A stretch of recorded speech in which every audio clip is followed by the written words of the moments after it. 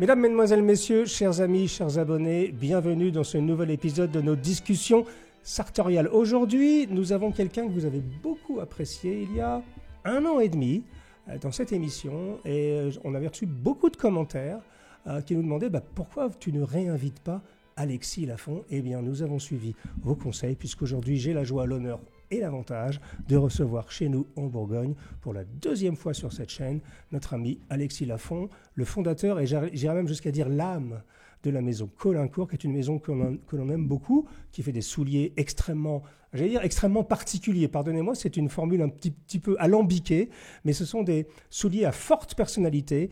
Et aujourd'hui, c'est donc un plaisir d'avoir de nouveau Alexis à notre table. Bonjour mon cher ami, comment vas-tu ? Bonjour Hugo, plaisir partagé. Je vais très bien, je te remercie. Oui. Et je suis content de revenir d'une part et d'aborder ce qu'on va aborder d'autre part, parce que je pense que tes auditeurs vont sans doute avoir appris 2-3 trucs d'ici une vingtaine de minutes, et c'est toute l'idée de cet épisode-là. Alors je dirais vingtaine de minutes hors taxe, parce que généralement, parce que toi et moi en général on déborde un peu. Exactement. Alors bon, allez, on va vous le dire. J'imagine que depuis 1 minute 30, 2 minutes, vous vous posez la question, mais comment ils sont habillés, ces deux-là ? Sont-ils en robe de chambre ? Eh bien oui, mesdames, messieurs, je vous le confirme, nous sommes tous les deux en robe de chambre. Alors, allez, on va tout vous dire, on va vous faire rentrer dans les coulisses des discussions sartoriales. On a prévu, et c'est le sujet qu'on va aborder aujourd'hui, ça fait très longtemps qu'on a prévu cette émission avec Alexis, parce qu'on reçoit beaucoup de demandes dans ce sens-là. Vous savez qu'aujourd'hui, dans le business du soulier, il y a beaucoup de gens qui commandent en ligne. Et bien souvent, d'abord, il y a le fameux choix cornélien de comment être sûr de choisir la bonne taille, la bonne forme, etc. Donc on va aborder.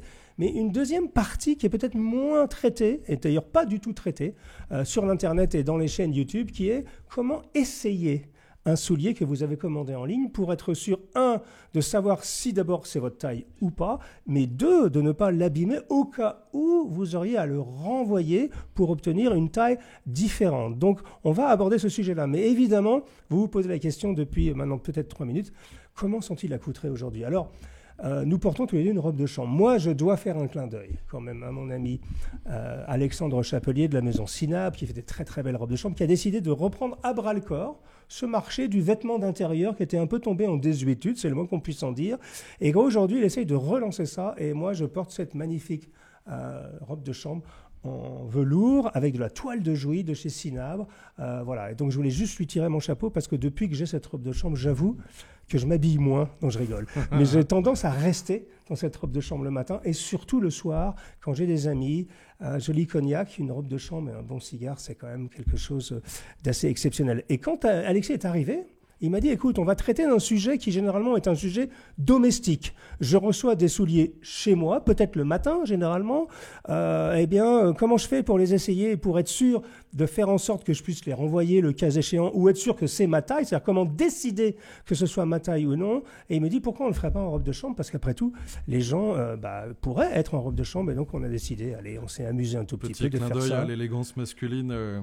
Exactement. Qui doit se poursuivre jusque chez soi. Jusque chez soi. Et d'ailleurs, c'est une très bonne remarque parce que à quel titre on devrait être élégant à l'extérieur et pas élégant à l'intérieur ? Alors bon, encore une fois, je peux vous dire la vérité, je ne porte pas cette robe de chambre tous les jours, je ne suis pas habillé en pyjama de soie tous les jours. Il m'arrive aussi d'être en boxeur et en t-shirt pourri, je vous l'avoue. Mais ceci étant, c'est vrai qu'on a redécouvert, notamment grâce à des gens comme Alexis et grâce à des gens comme Alexandre Chapelier, ils ont le même nom, donc je pouvais faire un petit lapsus, la joie des vêtements d'intérieur. Alors, le sujet d'aujourd'hui, c'est la commande en ligne. Alors d'abord, qu'est-ce que ça représente aujourd'hui, le business en ligne, le e-commerce, comme on dit, pour une maison comme toi qui a plutôt fait le pari des magasins physiques. Alors, on a d'abord fait le pari des magasins physiques de façon à exister il y a 15 ans. Parce que si on se projette dans le passé, à cette époque-là, Internet était absolument balbutiant. Exactement. Donc, c'était un choix par défaut. Aujourd'hui, ce choix, il a évolué. On a maintenu la présence de boutiques physiques parce que nous considérons chez Caulaincourt que le futur est sans doute la superposition des deux expériences, pouvoir commander en ligne, mais pouvoir avoir une expérience en magasin. Nous, on a été une des premières maisons, pour ne pas dire la première maison, à remettre l'artisanat qui était caché au devant de la scène en faisant ce qui est devenu après le principe de cuisine ouverte dans les restaurants, notamment à Paris, qui a été une des premières villes à faire ça. On a fait ça avec la patine. Voilà. L'idée, c'était de ramener une expérience autour de l'achat d'une paire de souliers, parce qu'un soulier, pour moi, ça doit être d'abord une émotion. Et donc, l'expérience, c'est important. C'est important, mais pouvoir acheter de n'importe où dans le monde, c'est important aussi. On ne va pas ici dresser les immenses avantages du e-commerce, à la fois pour nous en tant que maison, mais aussi pour le client en tant que réceptif, j'allais dire, du produit, du colis. Bien sûr, en sachant également que la crise Covid, s'il n'y avait pas eu l'e-commerce pour beaucoup de chausseurs pendant la crise Covid, c'était une catastrophe pour beaucoup de gens. Donc ça permet aussi à certaines maisons de survivre dans les pires conditions et peut-être d'affiner leur technique ou leur connaissance de comment faire de la vente à distance pour des choses qui sont aussi intimes. Parce que le problème qu'on a dans le soulier, c'est quelque chose de très intime, le soulier. C'est-à-dire qu'au niveau du ressenti, au niveau de la taille, il n'y a pas deux pieds qui se ressemblent. C'est un peu le problème. Alors, tu ne crois pas si bien dire. Ouais. Ah oui les gens, en général, ne le savent pas, mais personne n'a deux pieds parfaitement symétriques. Donc déjà ça commence mal. Ça commence très mal. D'accord. Ça commence mal pour nous en boutique lorsqu'on doit servir les clients. Ouais. Mais voilà, en tout cas, c'est le sujet d'aujourd'hui, c'est faire en sorte que les gens, chez eux, aient des clés qui leur permettent de définir si oui ou non le sizing, le chaussant du soulier qu'ils viennent de recevoir à la maison va leur convenir dans le temps ou s'il faut absolument le renvoyer. Voilà, c'est vraiment ça Parce que ce que tu es en train de me dire, avant qu'on lève le voile vraiment sur ce sujet, ce que tu veux dire, c'est que la notion de parfois le ressenti des clients n'est pas forcément le bon, c'est-à-dire ce que vous ressentez immédiatement n'est pas forcément ce que vous allez ressentir dans quelques semaines. C'est effectivement une couche supplémentaire de complexité.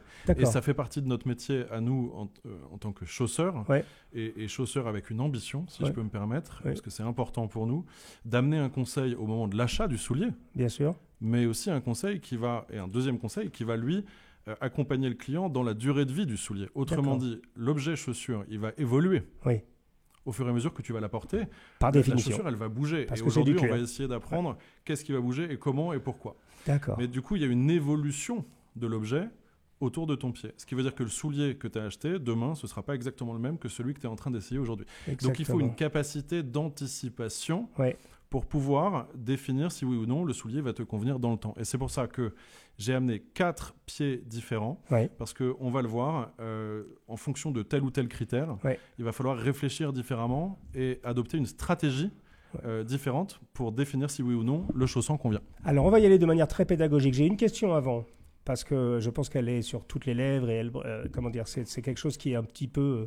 C'est un peu la quadrature du cercle, c'est-à-dire que je ne pense pas qu'il y ait de réponse définitive sur le sujet, mais tout le monde a la même question. C'est-à-dire se dire, mais bon, évidemment, si vous êtes pas loin d'une boutique Colincourt, c'est facile. Je pense que pour le premier achat, le gold standard, comme on dit aujourd'hui, c'est quand même dans une boutique d'essayer le chausson, d'essayer la chaussure. C'est quand même la base. Et d'essayer la fameuse expérience dont on parle. Exactement. Ouais. Mais si vous habitez trop loin, si vous n'avez pas la possibilité, mais vous êtes amoureux des souliers de chez Colincourt en l'occurrence, bon, j'imagine que comme tous les chausseurs, tu as fait des tableaux de comparaison entre les tailles. Je crois même que tu me parlais pendant notre déjeuner, parce qu'on a pris, non pas un petit déjeuner, mais un joli déjeuner avec une coupe de champagne juste avant d'enregistrer. Tu me disais qu'il y avait quelqu'un qui avait essayé de fusionner toutes les sizing guides, les guides de chaussons et les guides de taille. Parce que par exemple, moi, je sais que je fais du 42,5, je fais du 8 si on est en numérotation Angleterre, UK, je fais du 9,5 chez Cortez, je fais du 9 aux USA, donc c'est un vrai bordel, quoi, tout simplement. Et donc cette personne a essayé de fusionner tout ça pour avoir un sizing unique, et tu me dis que d'après toi, c'est pas très concluant. Je confirme, en tout cas c'est mon point de vue en tant qu'expert de ce sujet-là. Ça s'appelle Brannock Device. Ils ont essayé de fusionner un petit peu tous les éléments de chaussons, de sizing qui peuvent exister pour essayer de créer une espèce de barème international. Sauf que le problème de ce type de démarche, bien que ça parte d'une bonne intention, c'est que pour que ça fonctionne, encore faudrait-il que chaque maison se réfère à la Brannock Device. Ce qui est absolument pas le cas. Ah oui, d'accord. Donc en fait, si tu veux, à la fin, ça n'a absolument ni queue ni tête. Et donc c'est pour ça qu'il y a une vraie complexité dans le sujet. au moment du choix de la pointure. Mais surtout, c'est ce qu'on appelle l'amont, bien sûr, mais surtout au niveau de l'aval, parce que vous pouvez vous tromper en amont dans le choix de la pointure, mais si vous vous trompez aussi en aval sur le fait de conserver telle ou telle pointure, c'est là où vous allez commettre potentiellement une erreur qui va vous coûter entre 100 et 3000 euros selon le prix des souliers que vous venez d'acheter. Donc, toi, tu es en train de me dire que trouver sa taille en amont reste extrêmement complexe, d'où la capacité des maisons chez toi ou chez d'autres à d'abord, avoir une politique de retour extrêmement souple, parce que j'imagine que c'est quand même la base, et deux, d'avoir sur vos sites internet et sur tous vos médias des outils permettant aux gens au moins d'essayer de se tromper le moins possible. Alors, c'est exactement ça le challenge auquel est confronté tout e-commerçant, même si c'est un terme abject, ou en tout cas chausseur qui aurait pour ambition de commercialiser ses produits sur Internet. Il faut savoir, je rajoute un petit degré de complexité. Oui, d'accord, allez. Déjà, d'une maison à l'autre, les chaussants ne correspondent pas. C'est-à-dire que quelqu'un qui ferait un 8 chez Cortet ne fera pas un 8 chez Colincourt, qui ne fera pas un 8 chez Berluti, qui ne fera toujours pas un 8 chez John Lobb. Donc en fait, à la fin, c'est assez complexe. Donc, même si on essaye de prendre quelque chose de très rationnel, qui est le nombre de centimètres, qui va permettre d'étalonner ton pied. En fait, là, tu parles de mesurer son pied. Exactement. Alors déjà, première source d'erreur. Qui mesure ton pied ? Le faire soi-même, c'est hyper compliqué. C'est difficile. Donc, à qui tu confies cette tâche ? En fait, ça va pas être bien fait. Ensuite, deuxièmement, imaginons que la mesure ait été bien prise. Encore faut-il que derrière, tu n'aies pas une sensibilité X ou Y. Toi, en tant qu'être humain, sur ton pied, tu peux avoir un nerf qui a été sollicité par le passé ou quoi que ce soit, et qui en fait, ça n'a plus rien à voir avec la longueur de ton pied. Tu as juste une sensibilité qu'un autre être humain à côté de toi ne ressentirait pas de la même façon. Donc en fait, à la fin, on peut essayer de rationaliser au maximum, mais à aucun moment, on ne pourra offrir de garantie. Quand je dis « on », c'est absolument tous les acteurs du marché. Personne ne peut offrir de garantie sur le fait qu'on vous donne une sécurité à 100% que le soulier va vous convenir. Alors, il y a une chose en revanche, nous on essaye de le faire, qui peut permettre de résoudre le problème. C'est qu'une fois que vous avez essayé un soulier une fois, dans une maison, que vous l'ayez acheté ou pas, si vous avez trouvé la bonne pointure, normalement ça doit vous permettre de trouver le bon chaussant et la bonne pointure dans cette même maison. Mais là aussi, nouvelle complexité. Avec les formes. Avec les formes. Au sein d'une même maison, tu vas avoir différentes formes. Bien sûr.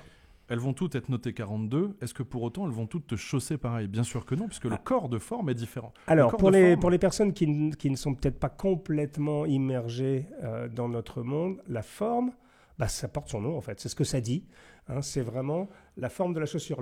La forme, c'est vraiment cette chose-là. Quand vous allez chez un chausseur, vous voyez des embauchoirs. Un embauchoir, alors il y a des embauchoirs génériques évidemment, mais c'est vraiment cette notion d'idée de quelle est la forme du soulier. Et surtout, ça se joue beaucoup dans ce que les Américains appellent le shoebox, donc le bout ici, qui peut être plus ou moins large, qui peut être plus ou moins confortable, etc. Donc la forme, c'est vraiment fondamental. Et il y a que chez les chausseurs d'un certain niveau que vous avez ce type de conseil, comme chez toi. D'ailleurs, quand je regardais ton site internet avant que tu viennes, je le regarde souvent, mais là, je révisais un tout petit peu avant que tu viennes, tu montres quasiment toutes tes formes. Elles ont d'ailleurs des noms assez jolis. Oui, et puis on essaye de définir comment elles chaussent, etc. Voilà. Mais ça réglera en tout cas pas le problème fondamental qui est qu'au sein d'une même maison, tu peux être très bien dans un 8 sur une forme A et très mal dans un 8 sur une forme B. D'accord. Et donc en fait, nous...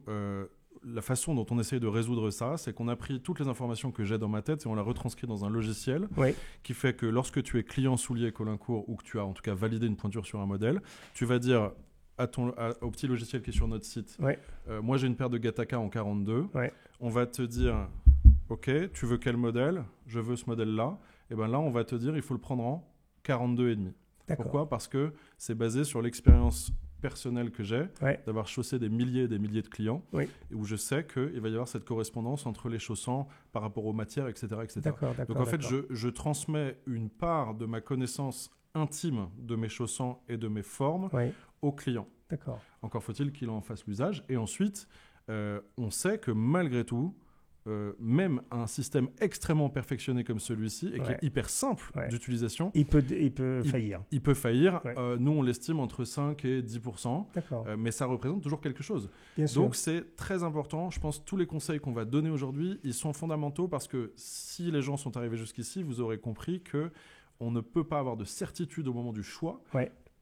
En conséquence de quoi, il faut essayer d'avoir des certitudes au moment de la validation du choix. Exactement, exactement. Qui va faire qu'on va décider de garder un Bon, soulier on n'est pas dans la merde, comme on disait chez moi.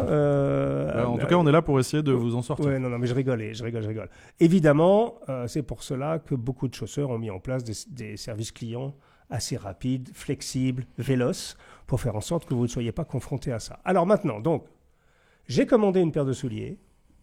J'ai fait mon maximum en envoyant un mail chez Colincourt, en utilisant le petit logiciel que tu as mis en place. Et ça m'a dit, Hugo, toi, tu fais sur ce chausson-là, tu fais un 8,5. Je dis des bêtises. Voilà. Je reçois ma paire. Alors, je suis soit chevronné, c'est-à-dire que j'ai beaucoup de chaussures, donc je sais à peu près comment il faut faire.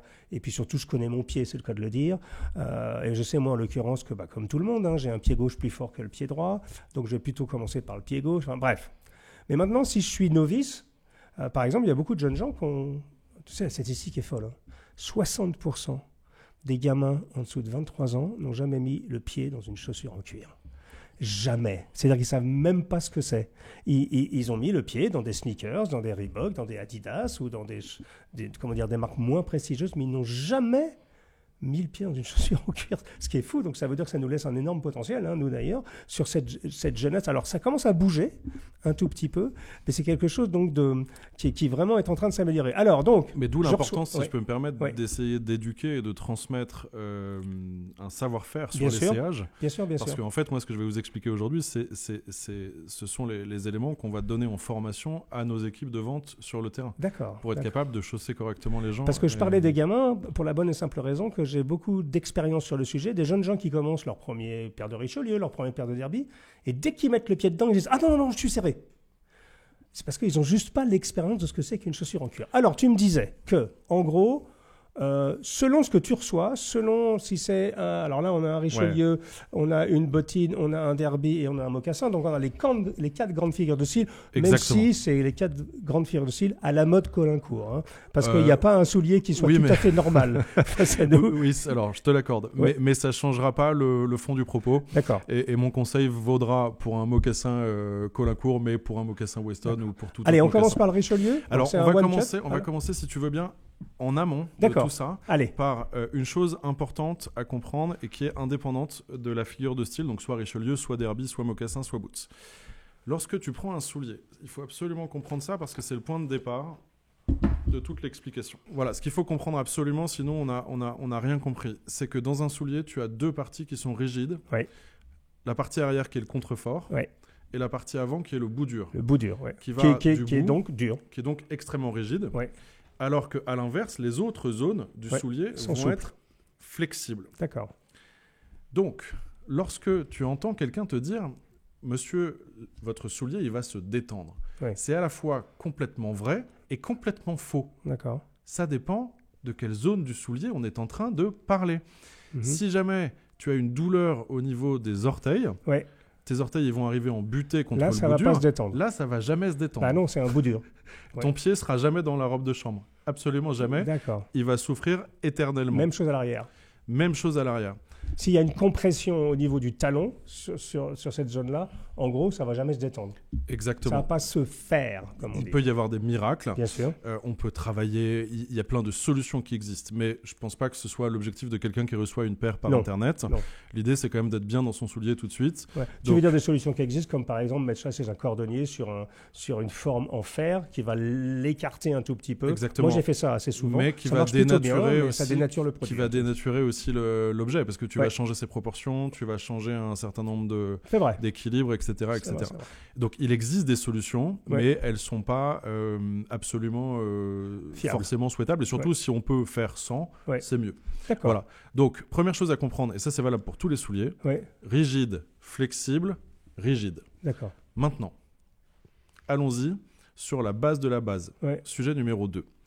Ce qu'il faut absolument obtenir sur un soulier, c'est d'être ici maintenue. D'accord. C'est-à-dire sur la partie qui est flexible. Pourquoi ? Ouais. Parce que c'est la partie qui va se détendre avec le temps. Donc sur cette partie ici, là. Voilà, là où le C'est-à-dire pied est le plus large. Là où le pied est le plus large. Là où le D'accord. pied est le plus large, Donc, c'est ici. important que la chaussure te maintienne correctement à ce niveau-là. D'accord, ici donc. Et exactement, puisque Ouais. c'est la zone qui va se détendre.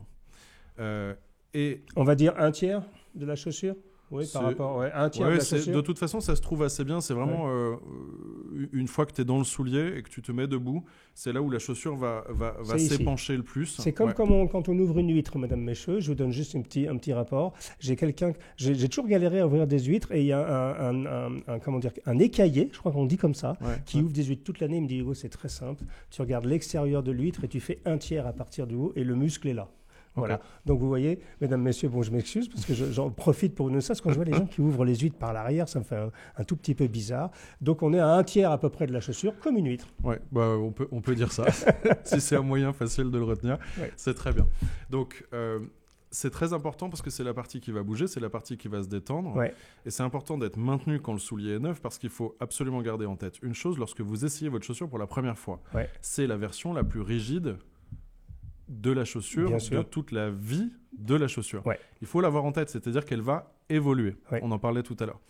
Donc, il faut anticiper cette évolution. D'accord. Et donc, si on reprend le soulier, Ouais. si vous avez mal au niveau des orteils dès le début, Là, c'est c'est pas la bonne absolument rédhibitoire. Et D'accord. il faut renvoyer le produit tout de suite taille. D'accord. parce que c'est une zone qui se fera pas ou quasiment pas. D'accord. Pareil sur l'arrière, si vous avez une compression, c'est pas la peine de Alors, tenter. compression, mais pas frottement. Parce qu'il y a beaucoup de jeunes Compression. gens qui ont des problèmes d'ampoule, notamment quand on démarre dans le beau soulier, c'est un peu difficile.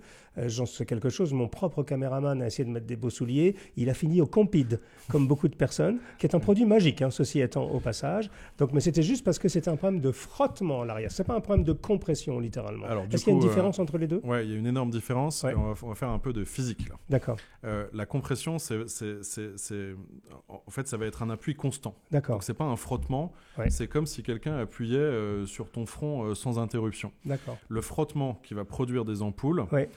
c'est précisément quand il y a un petit peu trop d'espace à l'arrière. Ouais. En fait, la chaussure va, la partie arrière, donc Va bouger, le en fait, contrefort, c'est ça, la glissoire à l'arrière, Ouais. va bouger. Et Ouais. en fait, en frottant, ça va créer un échauffement. Ouais. L'échauffement va créer une brûlure qui va lui-même créer une ampoule. D'accord. Alors, D'accord. autre astuce et information à comprendre lorsqu'on parle de souliers et d'essayer chez soi, Ouais. c'est qu'une chaussure, en fait, Là, on passe sur un loafer, un mocassin. on Donc. passe sur un mocassin, mais la logique est la même. Il faut comprendre une chose. Je vous le disais tout à l'heure, un soulier neuf, quand vous le recevez, c'est la version la plus rigide qu'il Ouais. n'aura jamais. D'accord. Donc, lorsque vous marchez, quand la chaussure est neuve, votre talon qui se situe ici, il va se lever. On Ouais. est d'accord ? D'accord. Sauf que la semelle, elle est neuve et elle est horizontale. Donc, elle va chercher, elle, à rester immobile. Elle a une rigidité intrinsèque à sa nature de semelle neuve. D'accord. Tu me suis, hein ? Bien sûr. Et donc, en fait, lorsque le talon va se lever, la semelle ne va pas se lever. D'accord. Au début, en tout cas. Mhm. Et donc, ça va créer un mouvement à l'arrière. Tu veux Le dire mouvement- on me dit ça, elle me quitte un tout petit peu. on dit ça, Exactement, voilà. exactement. Ouais. Ce mouvement, il va se résorber Ouais. au fur et à mesure que la semelle, c'est-à-dire cette partie-là, Ouais. va se faire. D'accord. Hein. C'est-à-dire qu'en fait, elle va s'assouplir. Lorsque tu vas marcher avec, elle va s'assouplir. Ouais. Comme elle va s'assouplir, par effet de conséquent, lorsque le talon va remonter, eh ben, la partie arrière de la chaussure, qui sera devenue beaucoup plus flexible grâce à la semelle, Va qui se sera- rapprocher de ton talon. eh ben, en fait, va suivre beaucoup plus naturellement D'accord. le mouvement du talon. Donc, ce que tu es en train de me dire, c'est que si ta chaussure, et notamment, c'est vrai pour un mocassin, te quitte un tout petit peu, et un tout petit peu lâche, c'est pas forcément le signe d'une mauvaise taille. C'est exactement ça. Ouais. Et très souvent, les gens font l'erreur de confondre les deux. En D'accord. fait, en théorie, on dit qu'on doit pouvoir glisser la première phalange De petits doigts. du petit doigt à D'accord. l'arrière de la chaussure. D'accord. Parce Alors que- ça, c'est une information extrêmement importante. Je Ouais. n'avais jamais entendu. On Ouais. doit pouvoir glisser la première la phalange première du phalange. petit doigt. Ouais. Ça veut dire que vous n'êtes pas forcément... Parce que je suis sûr et certain que beaucoup de gens, ayant vu ça, ont renvoyé des mocassins à tort. Eh ben, c'est pour ça qu'on est là. D'accord. C'est pour ça qu'on est là. Parce que D'accord, du coup, d'accord. après, ils vont prendre plus petit. Ouais. Plus petit, ça va devenir trop petit. Ouais. Et ça va produire tout un tas de conséquences négatives par ailleurs qui seront beaucoup plus graves que le fait d'avoir un petit mouvement à l'arrière. D'accord. Ça, c'est une énorme erreur qui est commise la plupart du temps. Donc nous, on est là en magasin pour la stopper, mais on ne peut pas être dans le salon des gens à Hong Kong ou à New York pour les stopper de la même façon. Donc ça, c'est absolument fondamental de le comprendre. Vous devez avoir un petit mouvement au début. Pourquoi ? Parce que la chaussure, cette même chaussure, quand elle aura été portée 15 ou 20 fois, elle n'aura pas le même comportement autour de ton pied que lorsqu'elle est neuve dans ton salon. Alors déjà, 2 choses à retenir. J'essaye de résumer parce qu'on est dans des complexités, mais en fait, c'est extrêmement important. Ça va tout changer. Donc, quand vous recevez une paire de souliers, si vous n'êtes pas à l'aise au niveau du bout dur ou au niveau des contreforts, donc une compression latérale, là, c'est que ce n'est pas la bonne taille. En revanche, il faut regarder comment vous allez au niveau de ce premier tiers, c'est pour ça que je faisais référence aux huîtres, au premier tiers où là, il y a de la flexibilité, où là, donc, le cuir va bouger un tout petit peu. Et sur un mocassin, alors ça, c'est quelque chose de très important, hein. Alors je savais, moi, ça, qu'il fallait toujours avoir un tout petit espace, etc. Si vous avez un petit espace à l'arrière et que vous déchaussez un tout petit peu au début... Ça ne veut pas dire que le soulier quitte ton pied, ça veut dire qu'il y a un petit mouvement. D'accord, donc ce n'est pas genre le pied complètement. Là. Non. D'accord, j'ai compris, mais il y a un petit mouvement qui peut créer un petit frottement au début. Voilà, donc ça veut dire aussi que si tu as une ampoule les 3-4 premiers jours, ce n'est pas non plus rédhibitoire. Alors, pour le coup, ça fait partie des problèmes qui ne sont pas rédhibitoires. Ah ouais. Ça, si tu veux, je reviendrai dessus. Beaucoup de gens pensent l'inverse. Hein. C'est-à-dire que dès qu'ils ont les ampoules... Moi, je ne pense pas l'inverse parce qu'il m'est arrivé de finir un Pitti Uomo avec un soulier sur mesure que je portais pour la première fois comme un idiot. J'ai fait 12 km à pied. Il était sur mesure. Et j'ai fini avec les pieds en sang. Mais... j'ai continué quand même. Je me suis fait aider des petits pansements Compeed. Je ne fais pas de la pub pour la marque, mais c'est quand même vachement intéressant et très, très, très pratique. J'ai sauvé la vie. J'ai sauvé le pied gauche de mon caméraman il y a 2 semaines avec des Compeed. Eh bien, vous allez voir que, comme par magie, 2 ou 3 semaines plus tard, en fait, ça va. Ça marche bien. Et donc, ça veut dire qu'une ampoule n'est pas rédhibitoire. Alors, si tu veux, on va faire un petit focus sur cette partie-là. Je saute des chapitres un peu. Je saute des chapitres. Oui, mais c'est pas grave. On peut revenir. D'accord. Ne t'en fais pas. Il y a pas forcément d'ordre spécifique. Je suis pas inquiet. En revanche, là, il y a quelque chose qui est extrêmement intéressant, je pense. Donc, si tu veux bien, on fait un petit focus là-dessus parce que je pense que ça va aider beaucoup de gens. Alors, il faut comprendre que dans le corps humain. Le corps humain est extrêmement bien conçu et il est conçu pour sa propre survie. C'est le concept du corps, de cette incroyable machine qu'est le corps humain. Il va tout faire pour se défendre. D'accord. La partie physiologique du corps qui va transmettre l'information de la douleur à ton cerveau, c'est le nerf. On en est absolument rempli de partout. Le corps est totalement innervé, ce qui crée la sensibilité. Le corps étant extrêmement bien conçu, en fait, le nerf, c'est l'autoroute de la douleur, de l'information de la douleur. Donc, en fait, si jamais tu as une douleur quelque part, ton nerf va augmenter sa réception de façon à ce que le corps se mette en garde contre l'agresseur. Donc, autrement dit, si tu as mal à l'arrière de ta chaussure, si tu passes une journée avec, comme tu le racontais là, la prochaine fois que tu vas remettre les mêmes souliers, tes nerfs vont reconnaître... la chaussure. Et ils vont pas aimer. Et ils vont pas aimer, ils vont se mettre à balancer une information constante en disant retire cette chaussure, retire cette chaussure. D'accord. C'est la raison pour laquelle les gens qui font de la boxe thaïlandaise se font dénerver les tibias parce que sinon en fait ils pourraient juste pas tenir debout. Ils se font dénerver les tibias parce que moi j'ai toujours été... En gros, ils cassent les nerfs de façon à pas avoir les douleurs. Parce que en fait sinon tu pourrais faire de la boxe une fois tous les 6 mois. D'accord. Parce que ton corps ne le supporterait pas en fait. Waouh, je savais pas ça. Il y a un truc à comprendre, c'est que du coup, une fois que tu t'es fait mal au pied, si jamais ça arrive, ça ne veut pas dire que le soulier, tu le jettes à la poubelle. Et c'est là où ça va peut-être certainement être intéressant pour les gens qui nous écoutent, c'est qu'un soulier qui t'a blessé n'est pas un soulier à jeter. C'est un soulier avec lequel il va falloir feinter. D'accord. J'explique. Tu vas devoir feinter avec ton propre corps. Si tu le remets, comme on le faisait peut-être à l'ancienne dans un monde de dur, en fait, tu vas appuyer sur le nerf qui va accentuer l'information douleur, et ça va devenir de plus en plus insupportable. Mais du coup, tu n'auras pas le temps de faire le soulier. D'accord. Donc moi, le conseil que je donne aux gens qui ont ça, quand ils ont mal au pied, peu importe la chaussure, c'est de leur dire, déjà, ne reportez pas dans un avenir très proche un soulier qui vous a blessé. Laissez le temps à vos nerfs d'oublier la chaussure. Parce que sinon, elle va la reconnaître. Une fois qu'elle a oublié. Non, mais je rigole pas du tout. Et ça marche très bien. Bien sûr. C'est expérimenté personnellement plusieurs fois. Lorsque ton air a oublié le soulier, tu peux recommencer. Mais tu ne vas pas reproduire la même erreur. Tu vas porter ton soulier par phase de 1 à 3 heures, de façon à ce que ce ne soit pas suffisamment long pour pas qu'il puisse te blesser. Et en fait, du coup, tu laisses le temps à la chaussure de se faire autour de ton pied, donc de devenir plus confortable au cuir et à la semelle. La semelle, elle va devenir plus flexible, donc elle va suivre plus naturellement la marche, si tu veux, le mouvement de ton pied.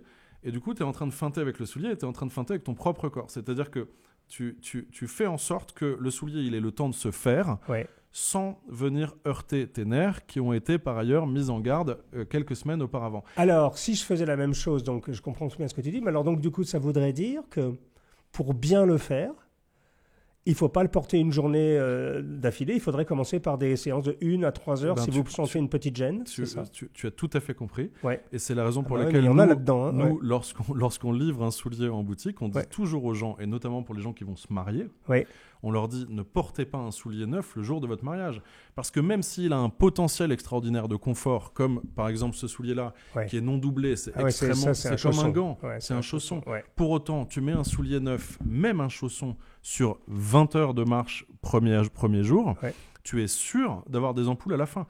Alors que le soulier aurait été extrêmement confortable si tu avais pris le temps de lui laisser le temps justement d'évoluer autour de ton pied. Quelques heures par jour pendant les 2 premières semaines. Souvent les gens nous répondent oui mais qu'est-ce que vous pensez, moi j'ai pas le temps de faire ça, j'ai autre chose à faire. Mais en fait ça fonctionne très bien en regardant un film, en faisant la cuisine, en allant dîner le soir, en faisant un petit déj pour tes enfants le matin. En gros, allez pas au bureau 8 heures le premier jour. Ce qui compte c'est de pas enchaîner plus de 3 heures. D'accord.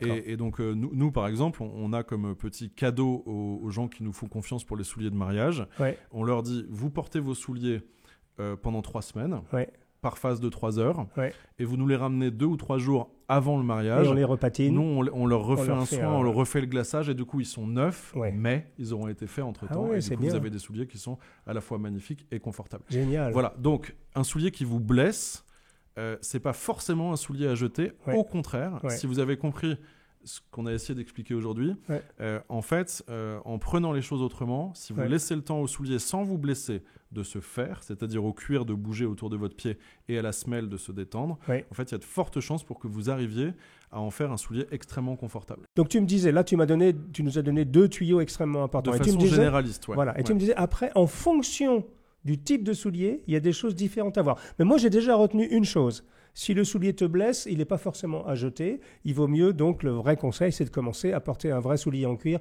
1 heure à 3 heures par jour au début, jusqu'à temps que le soulier se fasse. Sans forcément crapahuter avec, juste vivre avec. Exactement. Et la deuxième chose, c'est que si jamais vous avez un problème au niveau du bout dur ou du contrefort, en gros, là, c'est peut-être rédhibitoire. On évite absolument. Et après, tu me disais qu'il y avait des spécificités en fonction du style du soulier. Exactement. Donc, du Richelieu, de la bottine, du derby ou du mocassin. Par lequel on commence? Si on prend quelque chose d'évident, si on prend un mocassin qui est très souple comme celui-ci, en fait, là, si vous ne le prenez pas suffisamment serré quand il est neuf, c'est-à-dire quand il arrive chez vous, j'ai compris. Eh bien, en fait, dans 3 mois, il est devenu trop grand. Il est devenu trop lâche. Il est devenu trop lâche, il est devenu trop large, il est devenu trop et là, il va vraiment vous quitter, tolérant. Et là, il va vraiment vous quitter. Alors là aussi, il existe des solutions pour compenser ça. Mettre une petite semelle dedans, par exemple. Mettre une semelle qu'on appelle une première de propreté, ou alors rajouter ce qu'on appelle un glissoir, c'est-à-dire la partie en peau qui est là. On peut rajouter un élément ici qui va changer la longueur du chausson. Mais donc, un soulier comme ça, il faut être bien maintenu au début. Pourquoi ? Parce qu'il a une capacité à se détendre beaucoup plus forte qu'un soulier comme celui-ci, bien sûr, qui est beaucoup plus rigide. Bien sûr. Même visuellement, c'est évident. Ça, c'est un soulier qui est cousu norvégien. Donc, il y a une très forte rigidité lorsqu'elle est neuve. Donc, ça va mettre beaucoup plus de temps à se détendre. Donc, ça veut dire que celui-ci, et je sais que les jeunes gens, ils aiment beaucoup les loafers, donc les mocassins en général, il faut que vous soyez bien très maintenu, proche du pied, très proche du pied, sur le côté. Au niveau de la largeur ici. Au niveau de la largeur ici, d'accord. Et sur le coup de pied ici. Un petit détail qui a son importance. Lorsqu'on parlait de la première largeur, ta métaphore avec les huîtres, le premier tiers, c'est-à-dire ici. Donc on disait il faut être bien maintenu là. Sauf que attention, ce test, il faut le faire quand tu es en appui sur le soulier. Pas lorsque tu es debout. Pourquoi ? Parce que le pied, lorsque tu es debout, il va avoir tendance à s'affaisser. Pourquoi ? Parce qu'il subit tout le poids du corps. Qu'est-ce que ça veut dire en appui avec le soulier ? Il faut que tu sois debout. il faut que tu sois debout. D'accord. Si tu es assis, Ouais. tu ne pourras pas juger si tu Ah, j'ai remplis compris. correctement Donc, il faut la que tu chaussure sois ici. debout. Ouais. Il faut que tu sois debout pour que ton pied supporte le poids de ton corps. D'accord. Du coup, s'élargisse. Ouais. Et à ce moment-là, tu vas mesurer si oui ou non tu as un espace ici. S'il y a un espace ici, c'est pas bon. Ouais. Si tu peux attraper aucune matière sur les côtés, Ouais. c'est très bien. Ça veut dire que le soulier, il est proche de ton pied. J'ai compris. Il faut être en appui dans le soulier pour faire ce test. Alors, quand je me souviens, quand j'étais gamin, quand on allait dans chez les marchands de chaussures, on disait à l'époque, le premier geste c'était une dame, je me souviens, qui nous vendait les souliers. Le premier geste qu'elle faisait, c'était ça. Donc, c'est le bon geste. C'est ce geste-là Voilà. que tu Par retrouves. contre, elle faisait ça après, ce qui n'est pas le bon geste, parce que, en l'occurrence, tu peux rien sentir. Alors, Voilà. d'une part, tu peux rien sentir. Ouais. Et d'autre part, c'est une énorme connerie parce que tu es en train d'abîmer la chaussure C'est ça. en faisant ça. Donc là, par contre, ça, c'est le bon geste. Ah, ça, c'est absolument le bon geste. Un Ouais. tout petit peu plus. Voilà. Là, vraiment. Ici. Ouais, exactement. Ici. D'accord. Ouais, c'est ça. D'accord. Super. Ok. Donc ça, c'est pour le mocassin. Donc la règle, c'est il faut que vous soyez bien tenu parce que lui, par contre, au niveau de cette partie flexible, il va vraiment se détendre. Et après, il pourra... Alors, il va vraiment se détendre ouais. sur cette partie-là. D'accord. Maintenant, sur un mocassin, vous avez une petite contrainte. D'accord. C'est qu'il n'y a pas de lacet. Ouais. Donc, en fait, on ne pourra pas jouer à serrer ou desserrer le soulier pour l'ajuster au pied. Bien sûr. Ok.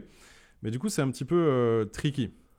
Parce que ce qui va faire que le soulier il va te tenir correctement, c'est le point de pression qu'il y a entre ici, Oui.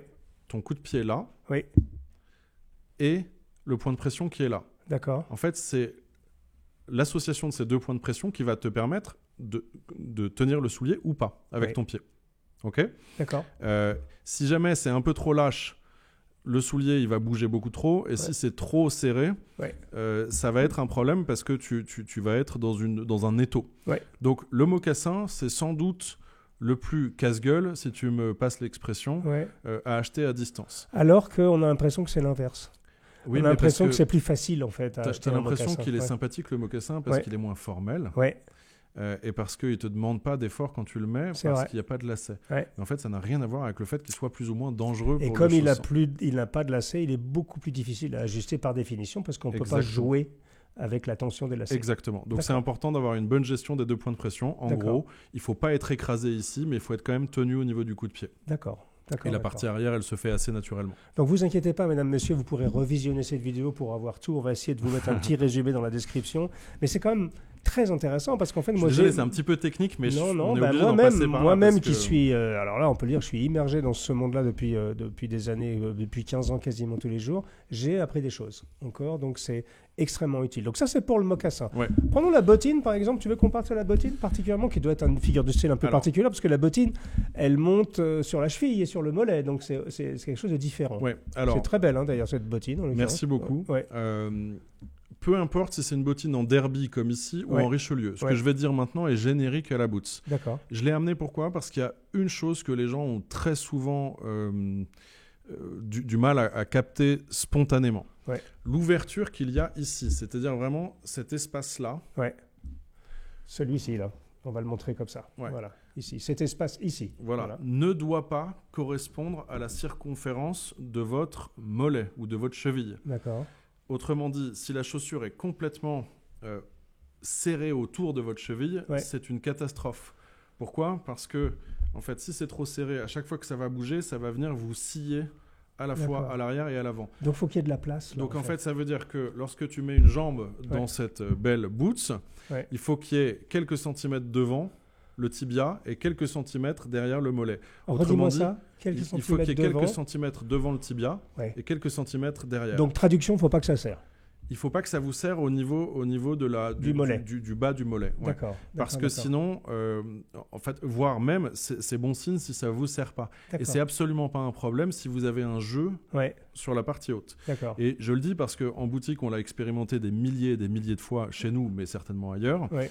de gens qui nous disent « Ah, mais est-ce que vous êtes sûr que c'est pas trop grand ? Parce que j'ai l'impression que ça m'enveloppe pas suffisamment la cheville. » En Ouais. fait, la seule boot qui doivent vous envelopper la cheville, Ouais. c'est une Chelsea boot, c'est Ouais. celle qui a les élastiques ici. Et qui n'a pas de Pourquoi ? Parce que lacet. les élastiques vont permettre la Exactement. fluidité. Exactement. Ok ? C'est le principe. Mais en dehors de la Chelsea boot, Ouais. il faut avoir de l'espace Ouais. pour que votre jambe puisse se promener, pour avoir du mouvement. Et de toute façon, comme c'est un lassage haut, vous pouvez jouer avec la plus. pression du lassage En pour plus, refermer si vous voulez avoir cette idée d'enveloppement. Exactement. D'accord. Autrement dit, pour résumer, si cette partie-là ne vous colle pas absolument la jambe, eh ben, c'est une très bonne chose, c'est une très bonne nouvelle. Il faut surtout pas que ça vienne vous coller le bas du mollet. Il est bien, cet Alexis Lafont. Il nous donne plein de trucs là. Non, mais c'est vrai, c'est vraiment intéressant. Hein. Là, j'ai appris plein de trucs sur le mocassin, sur la boot, alors sur le derby. Alors là, je vais vous montrer ce derby quand même parce que. Bon, pour tout vous dire, j'en avais commandé une paire, mais elle n'est pas encore arrivée chez toi. Alors, j'ai commandé la version, il s'appelle le Jacques, c'est ça? Ouais. J'ai commandé la version en double boucle. Exactement. Mais maintenant que je vois le derby 4 œillets, j'hésite. Parce que c'est quand même très joli. Hein. Voilà. Ouais. Bon, alors je veux pas, on n'est pas là pour vous parler de cette chaussure en particulier, mais ça, on est dans l'univers de Colincourt. Donc, c'est pour moi, c'est quelque chose c'est une espèce de fusion entre la Weston Chasse et la Paraboot, mais avec un style peut-être un peu plus italien. C'est très très joli, hein, montage norvégien sur une Stormwelt, hein, n'est-ce pas? Ouais. Ouais, c'est sublime, j'adore. Voilà, ça s'appelle la Jacques. Merci. Celui-là, c'est le David et son frère jumeau, c'est le Jacques en version double manque. D'accord. Alors raconte-nous donc sur un derby. Alors un derby, une astuce à j'imagine que c'est Paris Six, il faut regarder. Alors c'est extrêmement intéressant parce que je ne sais pas pour quelle raison. Il y a une espèce de légende urbaine qui veut que si tu as un coup de pied fort, il faut un derby. Ouais. De mon point de vue, c'est la pire connerie. J'ai dû la dire plusieurs fois, hein, moi, donc j'ai dit des conneries. Je vais essayer de t'expliquer pourquoi. Ouais.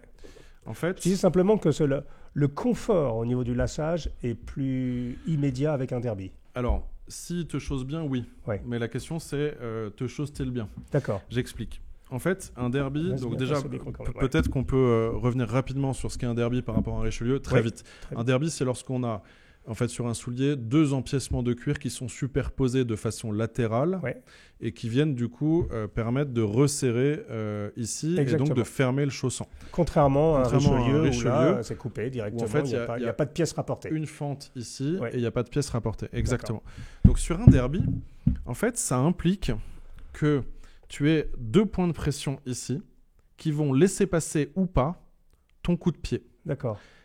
Les points de pression qui sont là, c'est les points d'attache des garants. Ce qu'on appelle les garants, c'est les parties latérales. Ouais. Et en fait, si jamais ton coup de pied est un petit peu trop fort, en fait, ces 2 points de pression-là, ils ne bougeront jamais. D'accord. Autrement dit, si tu achètes un derby, qu'il est livré chez toi, que tu l'essayes et que tu sens une gêne à ce niveau-là, il faut absolument pas les garder parce que ça ne se fera jamais. Parce que c'est 2 parties qui sont extrêmement fixes et qui auront beaucoup de mal à se défaire. Je ne dis pas que c'est impossible, je dis que c'est très mal barré. D'accord. Comment vous pouvez savoir cette zone-là à vérifier au niveau des derbys. Exactement. Et il y a une façon, la nature parfois est bien faite, il y a une façon visuelle de s'en rendre compte si ça va ou si ça ne va pas quand on a un derby. Si on a un coup de pied trop fort, en fait, ça va produire trop de pression ici et du coup, vous allez avoir un pli qui va venir se former comme ça. Oui, bien sûr. Un peu comme ça. Donc ça. Et en fait, quand vous avez un pli comme ça sur un derby, à ce niveau-là, c'est-à-dire entre les 2 points d'attache ici, il faut absolument laisser tomber parce que ça ne se fera jamais et c'est le signal que le chausson ne vous convient pas ou en tout cas que la pointure ne vous convient pas. Donc, vous pouvez essayer le même chausson, le même modèle en montant d'une demi-pointure éventuellement. Mais il faut comprendre que sur un derby, cette zone-là ne va pas bouger. D'accord. Ah donc, oui, cette zone-là ne bougera pas. Elle est fixe. Donc, là, ça va bouger. Ici, ça ne bougera pas ou quasiment pas. D'accord. Donc, c'est fondamental. D'accord. Donc là, pour résumer en derby, c'est la zone à surveiller, c'est celle-ci. Si c'est serré tout de suite ou ça vous... C'est pas bon. C'est pas bon. Non. Parce qu'il faut la renvoyer, en fait. En gros, c'est pas il faut la renvoyer pour demander une demi-pointure plus grande parce que c'est vraiment une zone qui n'évoluera pas ou très difficilement. D'accord. Wow. Et la façon de s'en rendre compte, c'est ce petit pli qui vient se former entre les 2 points d'attache. Génial. Richelieu, on a fait le tour sur le Richelieu. Alors, Richelieu, on n'a pas tout à fait fait le tour. D'accord. Richelieu, il y a une chose à savoir. Pour ceux qui nous regardent, ils pourraient se dire, ça ne ressemble pas à un Richelieu. Alors, on a fait des émissions sur le CG, c'est un Richelieu simplement parce qu'il n'y a pas des garants rapportés comme un derby, donc c'est simplement une ouverture ici. Mais ça, c'est ce qu'on appelle un one cut, un all cut, c'est-à-dire qu'il n'y a aucune fioriture ni aucun bout rapporté, c'est vraiment une pièce de cuir. C'est une seule levée de peau. Exactement. Mais c'est un Richelieu quand même par définition. Tout à fait. Alors, sur un Richelieu... vous allez avoir le lassage ici qui va permettre de s'ouvrir plus ou moins en V. Ce qu'on appelle un V, c'est en fait, si on fait ça, ça peut s'ouvrir plus ou moins. Alors, un petit truc que j'entends souvent et qui est faux, je me permets de le poser ici, pour ceux qui bénéficieront des conseils. Souvent, on entend que quand vous chaussez un Richelieu, si jamais vous avez un V, même un tout petit peu, ça veut dire que la taille ne va pas. Je ne suis pas du tout d'accord avec ça. Pour une raison très simple, c'est qu'un soulier, c'est aussi un objet de design et qu'un soulier peut être pensé plus ou moins avec fermé. le V ouvert ou Voilà. pas. Et typiquement, moi je fais partie de ceux qui aiment pas trop quand c'est totalement fermé. Ouais. Je sais que je suis pas dans la majorité, Ouais. mais pourquoi ? Parce que je trouve que ça donne un côté extrêmement formel qui parfois peut être embêtant. Donc je suis pas en train de dire qu'il faut avoir un énorme Moi, je suis V. plutôt partisan mais de l'autre école, qui est d'avoir un toit fermé. quelque chose de léger.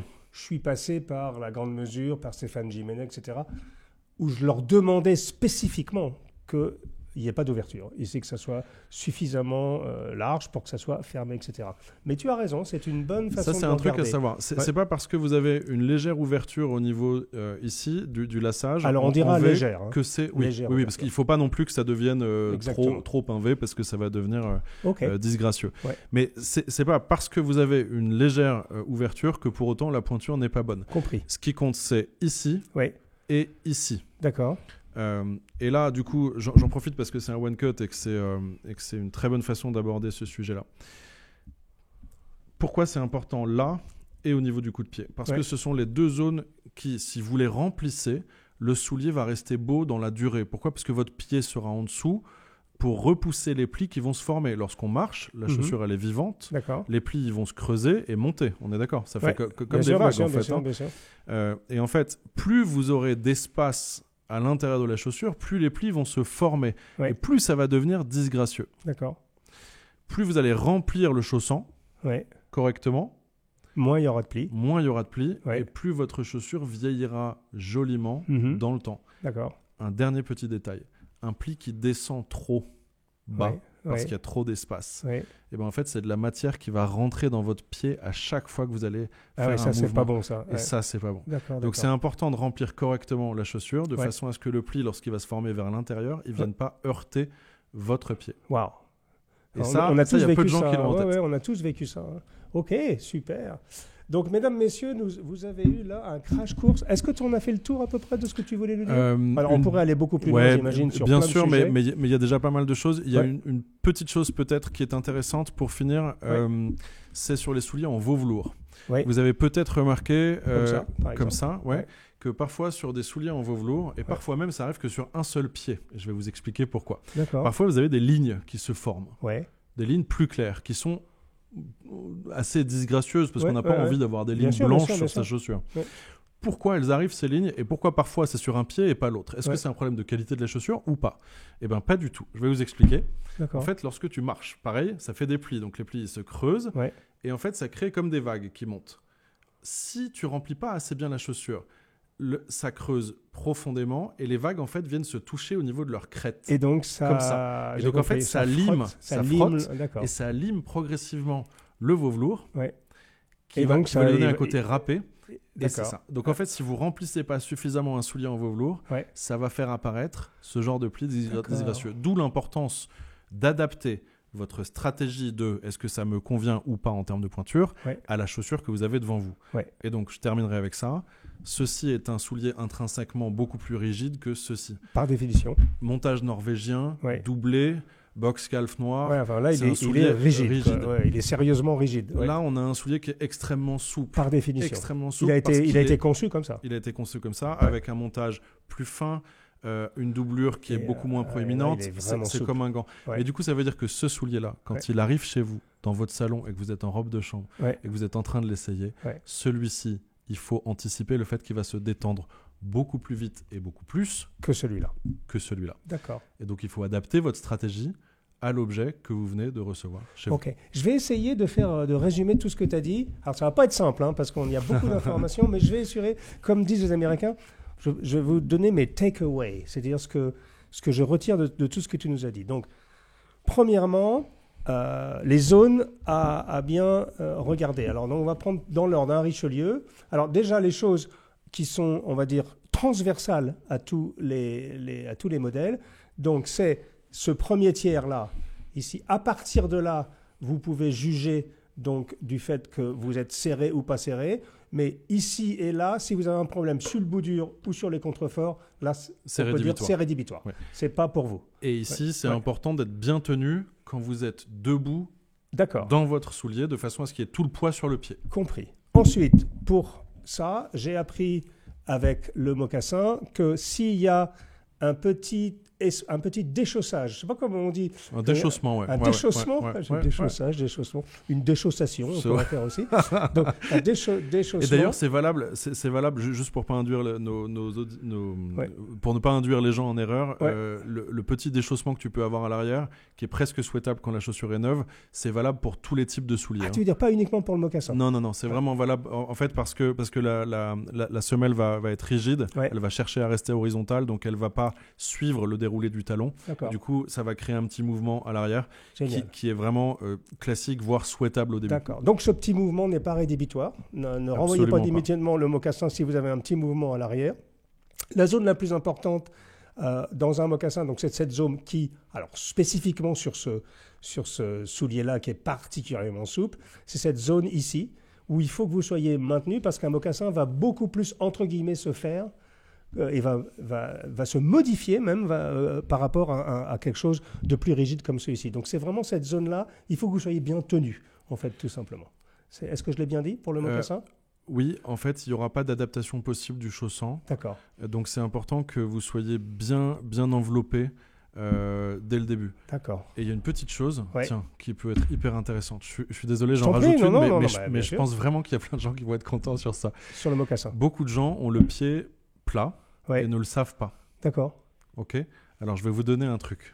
D'accord. Lorsque vous avez une chaussure et que vous la mettez, si votre chaussure fait ça, et ça va se voir d'autant plus sur un mocassin, elle n'est pas supposée s'ouvrir de cette façon-là. D'accord. Quand vous prenez appui dessus, c'est que vous avez le pied qui est légèrement plat. D'accord. Que du coup, faut aller consulter un orthopédiste. Un orthopédiste pour régler ce problème.